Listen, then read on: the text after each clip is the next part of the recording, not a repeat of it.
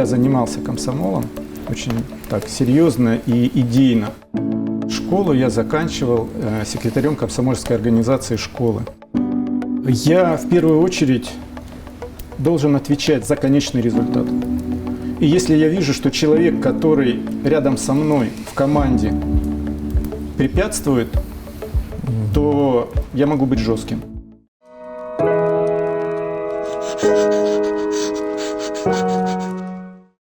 Зритель мой, здравствуй. Мой сегодняшний гость приехал из города Арсеньев. И у нашего теплого камина о самом важном, о человеческой жизни, мы поговорим с Юрием Минкиным. Юрий Павлович, здравствуйте. Здравствуйте. Юрий назвали, наверное, в честь Гагарина? Как мне говорят мои родственники, назвали в честь друга моего старшего брата. Угу. Но в то время как раз, да, первые полеты, и я думаю, что имя Юрий было очень популярно. Романтическое такое было. А Юра Минкин какой был в детстве, вот честно? Шкодный. А что вы могли сотворить? Что вы могли организовать в детстве?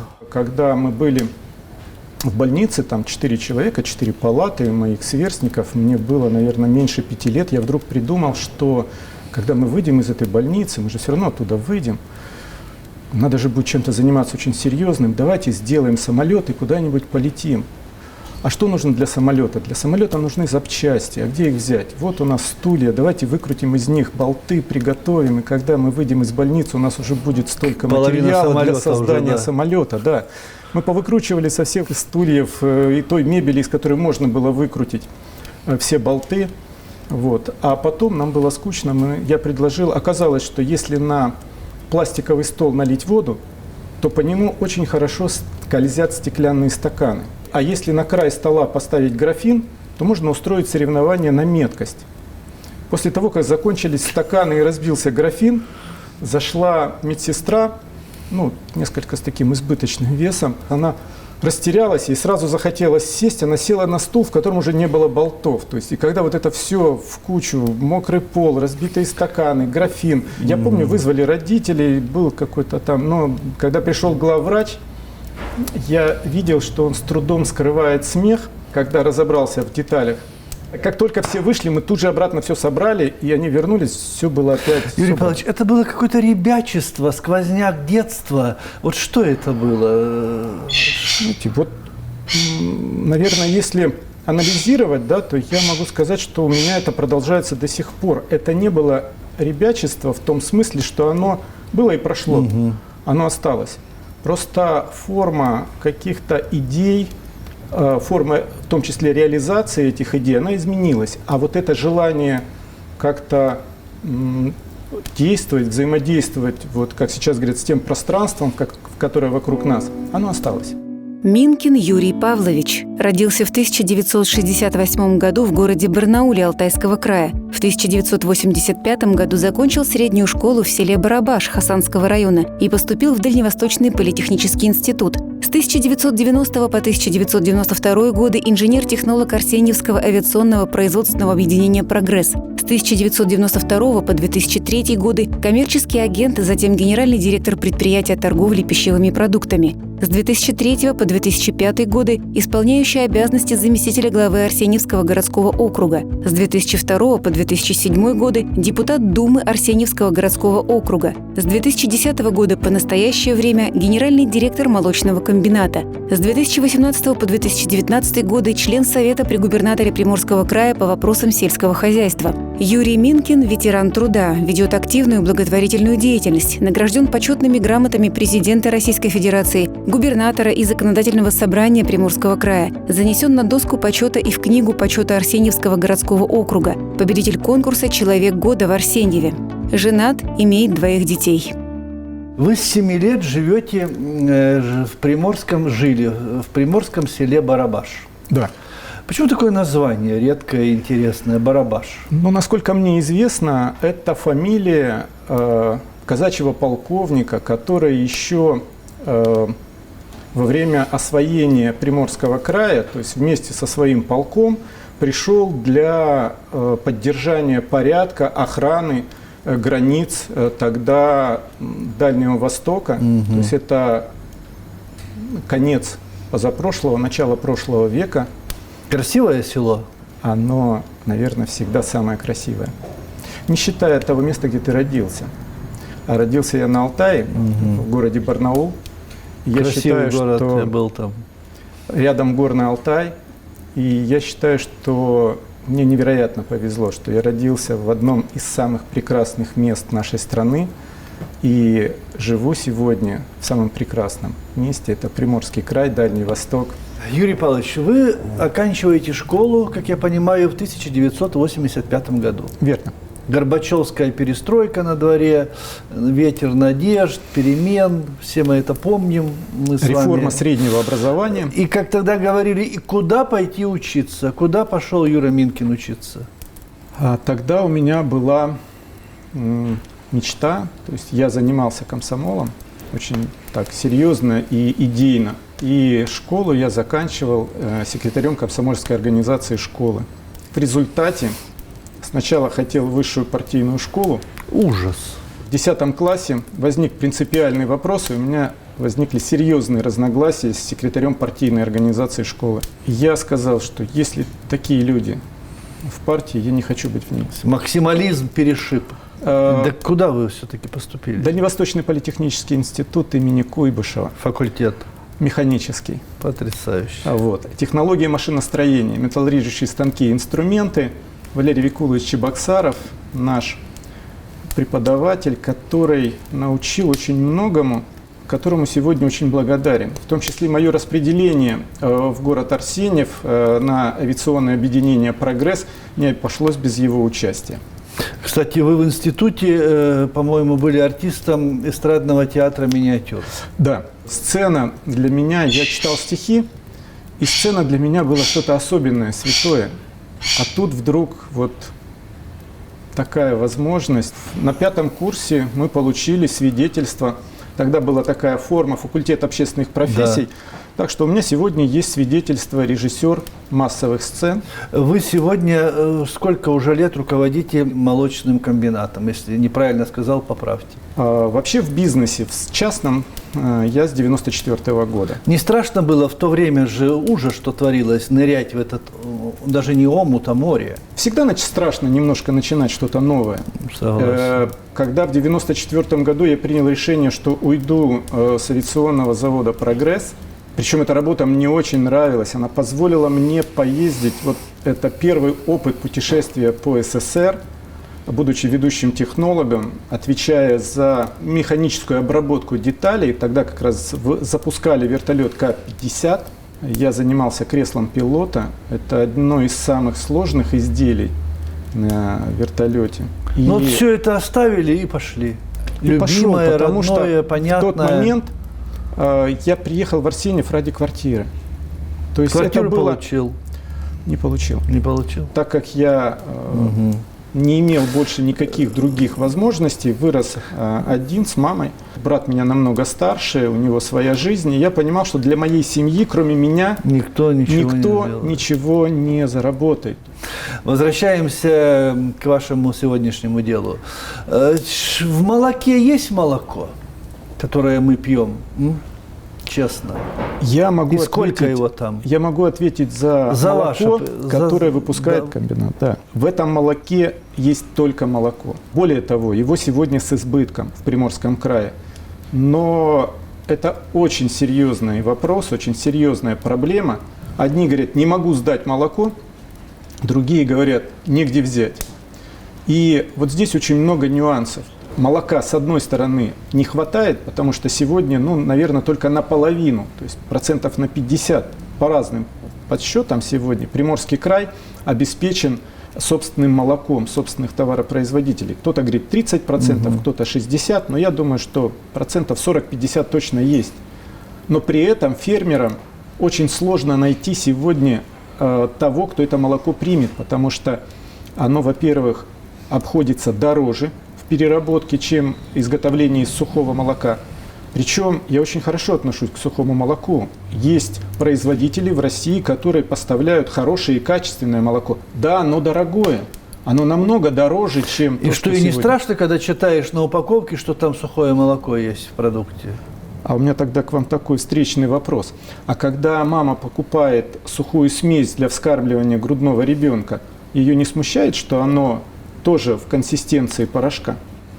Разве это показатель качества, в каком состоянии оно находится? Ведь мы еще с советских времен привыкли, что молочные смеси для вскармливания грудных детей, они в сухом виде. Да, и мы их ели ложками и были лакомством. А помните, каким лакомством было сухое молоко? Оно было качественным, оно было из молока. Юрий Павлович, но моя тетка, которая проработала всю жизнь дояркой, однажды посмотрела упаковку молока и говорит, ну что это за молоко 6 месяцев хранится? Мое абсолютное убеждение, я не настаиваю на этом. Ну, тем бы интересно. Что здоровье человека зависит от того, что он ест. И я считаю, что продукты длительного хранения приносят, это мое личное мнение, приносят больше организму вреда, чем пользы. И у меня есть собственный способ, как определить, полезное молоко для организма или нет. Делитесь. Берете молоко, стакан, открываете, наливаете. Чтобы быстрее прошел эксперимент, немножко еще пригубите, пивните и поставьте в теплом месте. Если молоко через некоторое время сквасилось и превратилось в приятный напиток под названием простокваша, то с этим молоком все в порядке. А если молоко день стоит, вы пробуете, оно снова как свежее. Второй как свежее, а на третий день не сквасилось, а протухло, Прогоркло. то это молоко, если вы его употребите, принесет больше вреда вашему организму, чем пользы. Арсеньевский квас, насколько я знаю, вы приложили к нему руку? Или даже две? Это была моя идея. Естественно, без команды, без людей, которые мне помогали все это реализовать, ничего бы не получилось.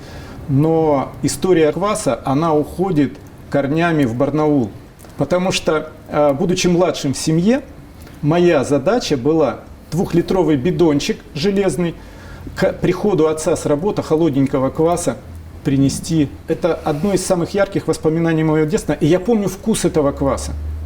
Вот мы его повторили. Вот этот вкус советского кваса. Ну, как говорят пивовары, в хорошем пиве должно быть холод, солод и совесть. Что в хорошем квасе должно быть? То же самое. То же самое. Только солод там не нужен. Там нужен Совесть обязательно? и хорошее настроение. У нас запрещено возле живых продуктов, молочки, кваса, ругаться, сквернословить. Серьезно? Серьезно. Потому что человек в плохом настроении влиял на процесс внутри танков, когда квас замирал и переставал бродить. Это молекулярная решетка, что кристаллическое, что-то менялось. Наверное. Вы знаете, бактерии, они же живые. И мы их не убиваем, не консервируем. Все эти продукты разливаются по бутылкам и поступают к потребителю в живом виде. И если матерным, жестким, грубым языком, они это чувствуют и замирают? И прекращается брожение. Вот так. Мы думали случайность. Когда это повторилось несколько раз, мы поняли, что в этом есть определенная зависимость. Точно так же есть зависимость от времен года. Там нет окон в цеху, там нету никакой связи с внешним. Но как-то бактерии чувствуют, когда лето, когда зима. Когда зимой они медленнее работают, бродят, летом быстрее. И вкус кваса отличается. Юрий Павлович, а вы строгий руководитель? Я считаю, что нет. Подчиненные считают, что да. Они же сейчас смотрят. Да, я понимаю. Поэтому, если я скажу, что я не строгий, зависит от человека, наверное. То есть кто-то говорит, ну, я уверен, что они пользуются моей лояльностью, я очень мягкий. Кто-то сейчас слушает, улыбается и... Скажет, да. говорит, да. Помним. Но можете, что называется, поддать? Можете волюнтаризм проявить, как раньше говорили? Я в первую очередь должен отвечать за конечный результат. И если я вижу, что человек, который рядом со мной в команде препятствует, то я могу быть жестким. Если я вижу, что от этого человека много зависит и он очень эффективен, я постараюсь сделать все, чтобы у него не было никаких препятствий. То есть, но я знаю, что очень многие мою лояльность воспринимают за мою слабость. Это большая ошибка. С кем расстанетесь сразу? Вот если почувствуете в человеке, узнаете что-то, с предателем. А что предательство? Что для вас предательство? Когда человек в глаза говорит одно, а за твоей спиной делает и говорит совершенно другое во вред компании, во вред семье, во вред нашим отношениям, я считаю это предательством. Вы путешествовать любите. Да. А что и такое? Что они вам дают, эти путешествия? Они дают новые знания, эмоции. Большая часть путешествий, которые мне пришлось провести по миру, это были либо конференции, это либо были какие-то стажировки, учеба. Полезное с приятным. Да. То есть, причем, собираясь в такие поездки, мы обычно смотрим, что есть рядом интересного. Чтобы, например, 4-5 дней на конференции и 2-3 дня в поездке. 80% информации полезной, которую я получаю вот с таких поездок, конференций, стажировок, я получаю не с того места, где мы находимся, а от наших коллег, которые приехали со всей России. Сегодня наступают времена, когда в одиночку уже не выживешь. И я считаю, что пришло время, и опыт показывает, что объединение малых хозяйств, объединение небольших компаний, когда руководители приходит осознание, что вместе справиться с теми проблемами, с теми вызовами, которые сегодня идут, не только внутри, снаружи. Мы понимаем, насколько глобально мы сегодня вписаны вообще во всю мировую экономику. Согласен. И это одна из возможностей. Ну, было бы ошибкой ею не воспользоваться. Есть страна, есть место, куда бы вы еще хотели вернуться? Вернуться я всегда хочу домой, в Приморье. А побывать еще... побывать, хорошо. Ну, во-первых, везде, где я был, я бы хотел побывать еще раз. Мне интересны люди, интересны производства, интересно общение. Мне не интересно, сколько я посещу вообще за свою жизнь стран. Важно, кто с тобой в этот момент рядом, какие ты испытываешь эмоции и что у тебя остается в памяти после того, как ты оттуда вернулся. Согласен. Поэтому сколько я посещу? Мне как-то дочь спросила, говорит: пап, сколько ты уже стран посетил? И мы пока ехали в машине, мы там начали перечислять, но что-то больше 35. Потом, я еще, мы же еще вот это забыли. Не считаю. Вы чего-то боитесь в жизни? Если сказать, что я ничего не боюсь, это будет неправда. Потому что всегда, наверное, остается тревога. Тревога, если разобраться, она вызывает какой-то неожиданной случайности. Я не то чтобы боюсь, я опасаюсь. Я опасаюсь каких-то вещей, которые от меня не зависят. Ваши слезы близко, вы сентиментальный человек? Да. От чего можете заплакать? Могу смотреть фильм. Есть некоторые моменты, особенно когда вот песня «Встанем». Когда поднимаются люди, я вижу слезы на их глазах, когда плачут мужчины, когда я вижу это, у меня тоже появляются слезы. Когда я вижу матерей, когда я вижу ребят, которые проходят сейчас через все это. Я очень близко был к Афгану, и вот, наверное, тогда, то есть, если это сентиментальность, то да. Вы рано отца потеряли? Это семейная история, и мы попали в Приморский край. Здесь служил мой дядя, мамин брат двоюродный. Они расстались с отцом, то есть я, можно сказать, потерял отца, когда мои родители расстались, когда мне было 6 лет. Это трудно прожить пацану жизнь, когда папки нету рядом? Не знаю, трудно это или не трудно, но я считаю, что, наверное, я был бы другим, если бы был рядом с отцом. Я не берусь судить родителей. Я им очень благодарен за то, что я появился на свет. Я безмерно признателен и благодарен своей матери за то, что я сегодня обладаю всем тем, имеется в виду характер, воспитание. Я рос и видел живой пример, как нужно жить, вести себя для того, чтобы тебя уважали. И это было самое лучшее воспитание? Это, на мой взгляд, единственное воспитание, собственным примером. Я ревновал маму, она работала в воинской части. Я ее ревновал за то, что ее солдаты называли мама, мамочка. Какая она вам мама? Она Она ж моя моя мама. мама. Да, я в том возрасте. А сейчас приходит осознание, что это очень дорогого стоит. Они уходили с армии, 18-летние взрослые пацаны, а потом писали ей еще 5 лет подряд письма с благодарностью, рассказывали про свою жизнь, как они потом, семьи. То есть, я не знаю, писали ли они своим родителям такие письма, а маме писали. И сегодня она по-прежнему для меня пример вот такого жизнелюбия, стойкости. Вы хороший сын сегодня? Я стараюсь быть честным. Я думаю, что иногда я говорю какие-то вещи, которые, может быть, говорить не стоит. И я потом переосмысливаю и уверен, что в следующий раз, наверное, надо как-то это все по-другому. То есть, потому что бывает настроение, бывает мы все Понятно. люди. И, Ну, вы сегодня более чем взрослый человек. Вы можете к ней прижаться, конечно. обнять ее? Да, там, да, абсолютно. К какому человеческому качеству вы максимально нетерпимы? Вот если увидите, отойдете от человека. Ложь и Ну, предательство. мы все лжем. В большей степени, в меньшей. Понимаете, ложь, ну, есть, скажем так, есть моменты, когда человек верит в то, что он говорит. Это его картина мира. Я был рядом, я знаю, что все было не так. Но он это так душевно рассказывает. Я понимаю, наверное, я это видел по-другому. Это не ложь. А есть другое. И мы были с человеком в одних условиях. Я знаю, что это было. А он смотрит в глаза и на суде говорит, что этого не было. Нас было только двое. И Всевышний, да, то есть вот на самом деле всегда как минимум трое.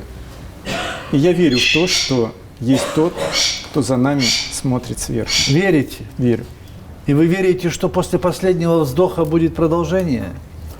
Я верю в то, что после последнего вздоха ничто не заканчивается. Вы бы хотели дружить с таким человеком, как вы? О, хороший вопрос. Не уверен. Потому что я не считаю, что со мной просто. Дружить. Захотел бы он дружить со мной? Вот это тоже вопрос. А вот если бы было можно позвонить самому себе, вот тому 20-летнему Юрке Минкину на 1 минуту сегодня, зная все, что бы вы ему сказали? Я, наверное, очень сентиментален, то есть, потому что чувствую, что за секунду где-то переосмыслил и, наверное, знаете, сказал бы: иди, ничего не бойся, все будет хорошо. Блиц-вопросы. Мясо или рыба? Рыба, Самое сексуальное место у женщины? глаза. И, да, глаза. Глаза. Любимое время года? Весна. Баня или море? Да как можно сравнивать? Баня на море вообще великолепно. И море, и баня. Да, вот с бани сразу в море. Кот или собака? Не могу их разделить. Стабильность или справедливость? Без справедливости невозможна стабильность. Значит, все-таки справедливость. Чехов или Толстой? Скорее Чехов. Сон или прогулка? После хорошей прогулки великолепный сон. И последний вопрос. Чего вам еще хочется от этой единственной жизни? Чтобы, когда придет время, чтобы помнили больше хорошего, чем остального. Хотя будет и то, и другое. Это нормально. Спасибо, Юрий Павлович, Спасибо вам за вопрос. за доверие. Вы были искренни. Спасибо большое. Это был Юрий Минкин. Мы говорили о самом интересном, о единственной человеческой жизни. Всем добра и здоровья, берегите себя и живите, пожалуйста, долго. До свидания.